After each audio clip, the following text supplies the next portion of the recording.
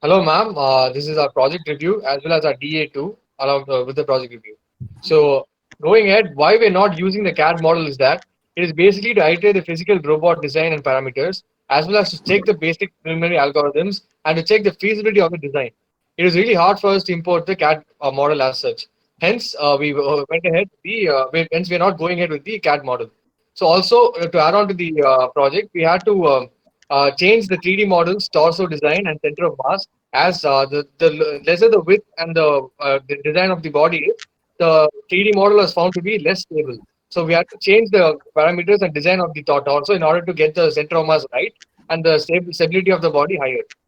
And also we had to going into the simulation, we had to design the uh, dimensions of the leg by giving its radius as well as density for the lower and upper side of the legs. Now going into the simulation.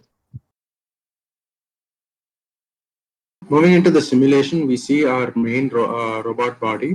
Inside the block that is named as walking robot, we see multiple components that make up the robot body. On the bottom left, we see three blocks, namely the world frame, the solver configuration, which is used to get the simulation on Simulink, without which it is not possible, and the mechanism configuration. The mechanism configuration is used to define components such as direction of movement and gravity, etc. After that, we notice the plane offsets, the world plane, and the TOF joint. These facilitate the movement of the robot as well as in building the structure of the robot and the plane on which it is present, etc. Apart from this, the main part of our robot is the four legs, each of which are defined by a block of their own, which can be seen on the top center.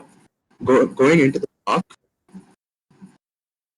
Yeah, after we go into the leg part, we can see that made up of other axis joints and other bodies. So basically, when we run this simulation as it is, the model just walks on one place, in one place. So in order to make the model move back or front, we need to define where the surface starts and where the surface and the surface of the ground and the robot's base touches. So in order to define that, we are going to using we are using these things, these models.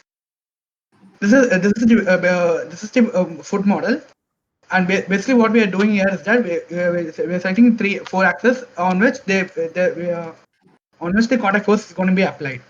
After this, we can see that the end effector to the foot is going to be used, and the axis where the foot is attached to the legs is defined by these axes.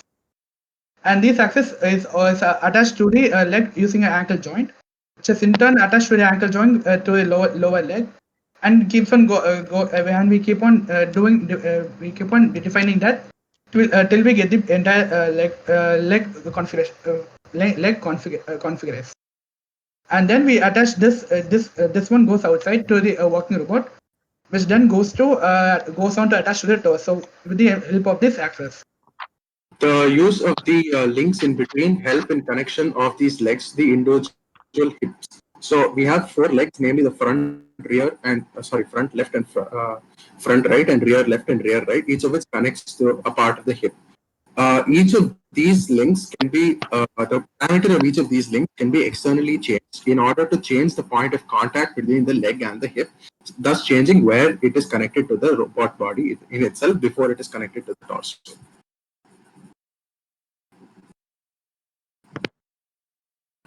Yeah, and now going on with the simulation part, you can see that So what this is is standing here, and we're gonna run it.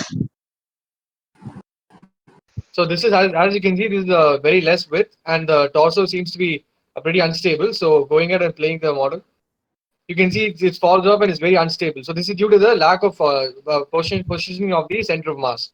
Now changing the dimensions of the torso, and in order to get the right center of mass, we have done the editing to it. You can see that.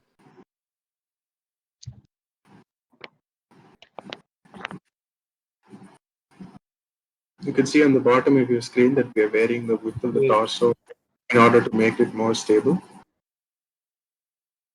And on running the model again, we see the new model with a Now more this is the stable. much more stabler torso with a stable center of mass. This makes the body move in a much more stable manner.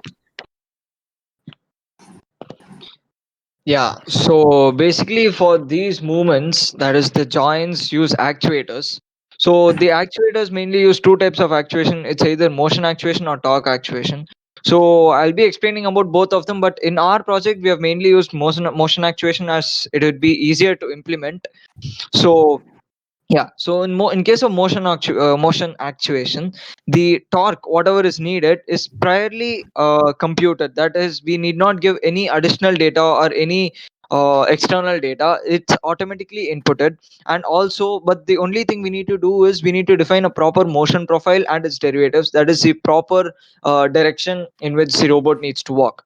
But in case of torque actuation, we need to define the complete torque profile. That is the complete robotic parameters such as the width, height, and the torso width, etc., as my friends have explained.